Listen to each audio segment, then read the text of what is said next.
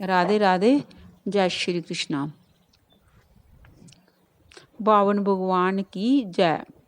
बावन एकादशी की जय। पर्वतनी एकादशी की जय। श्री कृष्ण ने कहा, हे राजन, अब आप सब पापों को नष्ट करने वाली इस कथा को ध्यान पूर्वक सुनिए। त्रेता युग में बलि नामक एक दैत्य मेरा परम भक्त, अत्यंत दानी, सत्यवादी तथा ब्राह्मणों का सेवक था। यज्ञों के प्रभाव से उसने इंद्रादि सब देवताओं को जीत लिया। अब तो उसने देवलोक पर अपना आधिपत्य जमाकर सभी देवताओं को स्वर्ग से भगा दिया और संपूर्ण लोगों का स्वामी बन गया।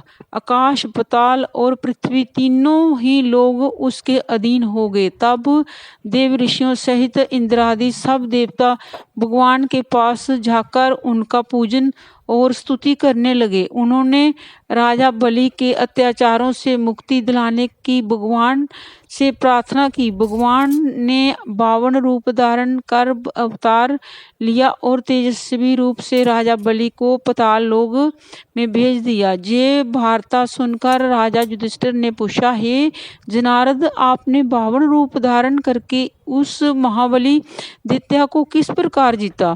भगवान श्री कृष्ण बोले कि मैंने 52 रूप धारण कर बलि के 3 पग भूमि की जांचना करते हुए कहा कि मुझको 3 पग भूमि दे दो, इससे तुम्हें 3 लोक की प्राप्ति होगी और तुम्हें 3 लोक दान करने का पुण्य प्राप्त होगा।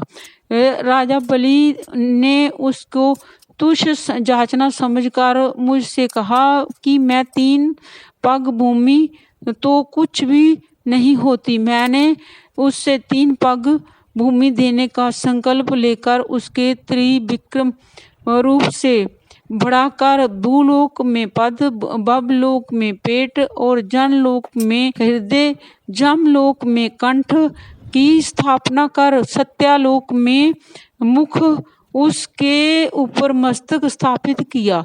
सूर्य, चंद्रमा आदि ग्रहों, जोग, नक्षत्र, इंद्र आदि देवताओं और शेष आदि सब नाग गणों से विविध प्रकार से वेद सूक्तों से प्रार्थना की। 2 पग नापने के बाद मैंने राजा बलि का हाथ पकड़ कर कहा, राजन, एक पद से ही पृथ्वी और दूसरे पग से स्वर्गलोक पूर्ण हो गए।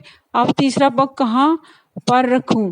तब बलि ने अपना सिर झुका लिया और मैंने अपने पैर उसके मस्तक के पर रख दिया।